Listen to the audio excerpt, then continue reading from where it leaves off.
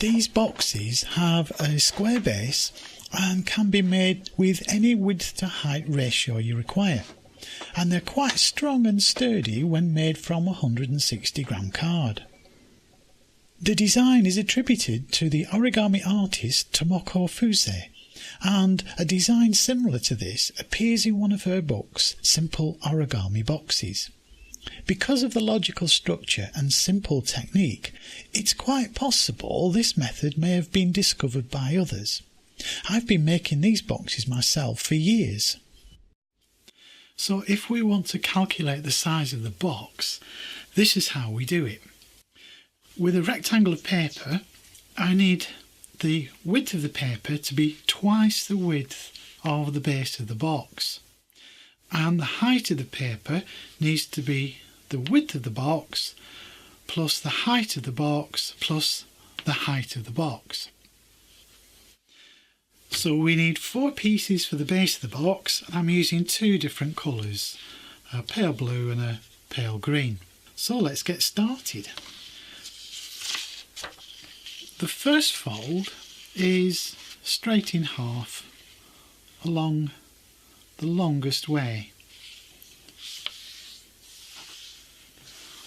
and it is very important to have extremely sharp creases.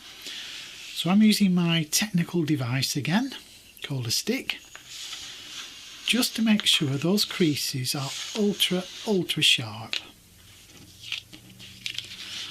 Open out the paper, and the first fold is always in the bottom right hand side, right hand corner, when the crease is vertical, and this bottom right hand corner will fold up so it runs right along the crease that you've just made. Do take your time to get this right. If you want, you can stand one side of the paper up to form a little crease there, and then press that down.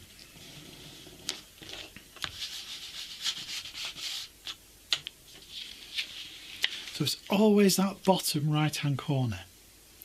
The top of the paper now will fold down.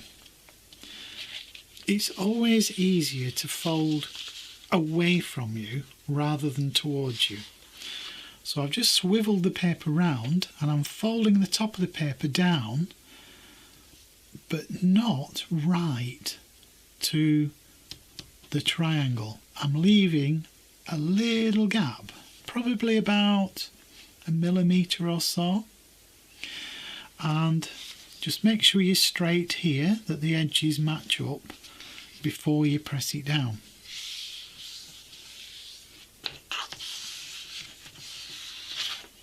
The reason for this gap will become clear later on when we start to put the box together, but it will also help us for this next step. This side of the paper will now fold up.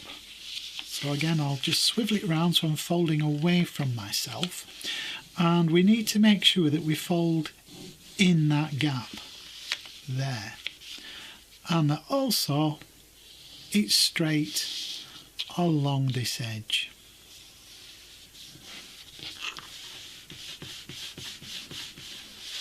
And then I'll open that one out. So the crease that we've made goes through the little gap that we had before. That is nearly it. The last fold is to put a crease from this middle point here to the outside corner here. And the easiest way to do that is to fold this single edge up to this single edge, like this. And I'm going to concentrate on getting a nice point there, holding that in, and then swivelling up the paper like so. But I only want to crease it up to that crease line here, and that needs to be a really good hard crease. And then if we pull this section down, the box will stand up, and we can pinch this corner to make sure it's nice and straight, and this edge and this edge, and that is one segment, 1/4 of your box made. We just need to make the other 3.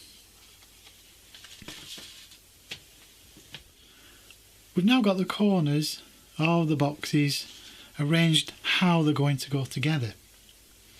There are a few things that you can take note of which will help, and that is the piece of paper in the left hand always goes inside the right hand. The wall of the box and this triangular base of the box. So this side, the left, always goes inside the right. So the wall of the box and the base of the box. But we only put it halfway. We don't go any further yet. If we did, we wouldn't be able to get the last one in. I'll put those onto the left hand side, bring my next piece in, and again, left hand always goes inside right hand, like this. So the wall of the box and the base of the box just halfway. These points in the bottom look a little bit erratic. That doesn't matter, we sort that out later. Okay, so the last corner, and again, left hand always goes in right hand, like so. And then finally, piece number 4 goes into piece number 1, left inside right, just halfway. So as I said before, it looks a bit of a mess down there, but don't worry about that. Now we very carefully turn everything over, and we can arrange these points by pushing down so every point goes under every other point, and then we slowly squeeze it all together. This is quite a tall box, so it's a little bit difficult, so I'm just going to push each one a little bit at a time, making sure it all goes in nice and evenly. If it starts to go off a little bit, it's going to make it awkward to push together. So if I do this side a little bit,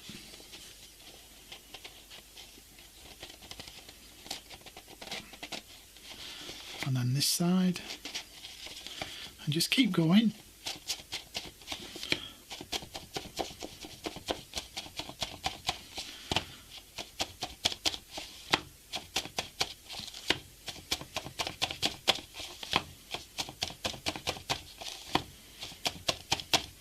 You can always just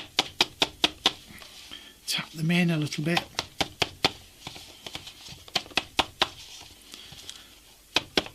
They won't go completely into the corners because obviously you've got the thickness of the paper. Now, before, when I mentioned we left that gap between the triangle and the top of the paper, this is where it comes in handy, because that gap is right in the corners of the boxes down here. And if we push the paper down like that, this base of the box will get trapped in that gap. And that stops it from coming out. That is your box. So let's calculate the size that we need now for the lid. So the width of the box has to be the same, so it was 80. So that's a width, and the height of the paper has to be the width plus the height plus the height. So that one obviously is 80. Now the height I'm going to calculate. It always looks nice if you've about a third. Things are divided into 3. So I'm going to go for about 35 millimeters. So that's the height of the lid. So this is 35 and 35. So what we've got is not quite a square. We've got 160 this way and 150 this way. So it's quite important that we fold it the right way. If we have the paper this way around and start folding, it's not going to fit. So we have to make sure that we are the right way around when we start folding. So this is the width of the box plus the width of the box, and this way is the width of the box plus the height plus the height. So I've got to keep it this way around. It's very easy to accidentally fold them the wrong way around. So what I'm going to do is, with all 4 of these pieces, is put that first crease in now while I've got the paper all the same way around, and then I won't make the mistake of getting hold of it the wrong way and messing everything up. It is so easy to do.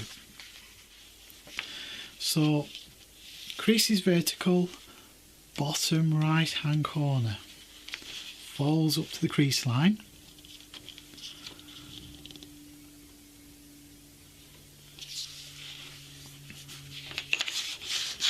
Then the top edge of the paper folds down, but we always fold it away from ourselves, and we leave that little gap, about 1 millimeter or so. Just check it straight, press it down, crease it in, and then I can fold that one this way using the gap as a guide, checking it straight. Whoops, there we go. Open that out. So we've got our single layer of paper, and this is where we put the last diagonal crease from the midpoint to the outer edge, just the same as before. The folding is exactly the same, it's just the size of the paper that's different. Stand this one up, pinch everything in, and there we go. So that's one corner. Just as we did with the box, the left hand side always goes inside the right, both the wall of the box and the base of the box. Just halfway, left inside right, and left inside right, and then finally the last one, left inside right, just halfway, like so. Doesn't matter about the points yet, we're going to reorganize those now. When we squeeze this together, we want it to be just the right size to fit on the box, so let's put it on the box. That also gives us some space to push the points in, and then we can squeeze it together very gently.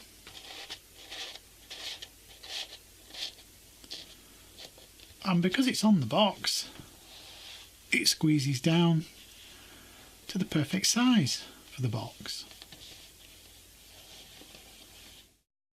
Just one word of caution: if you're going to use 4 colours, you have to think about how they're going to go together.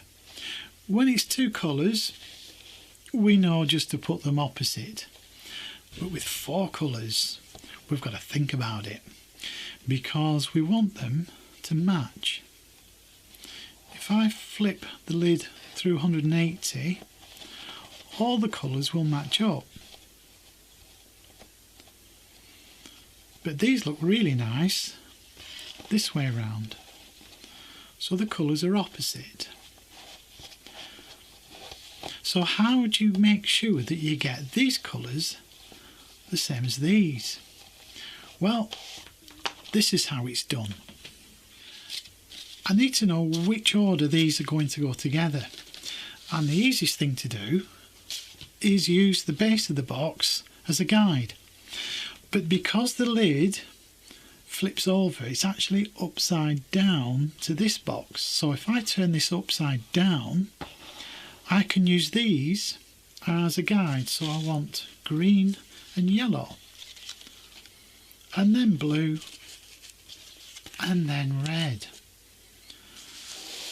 So that is the order that the lid has to go together in.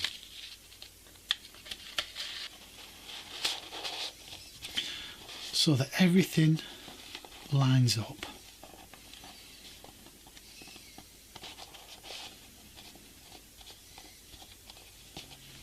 Or not, as the case may be. Let's suppose we want to make a very wide but shallow box.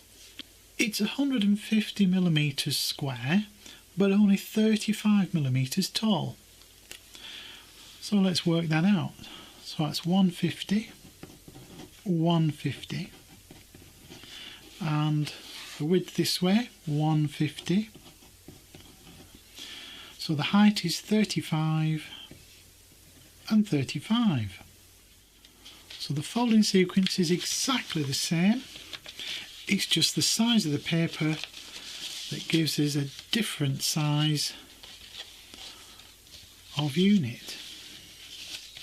And they're put together in exactly the same way.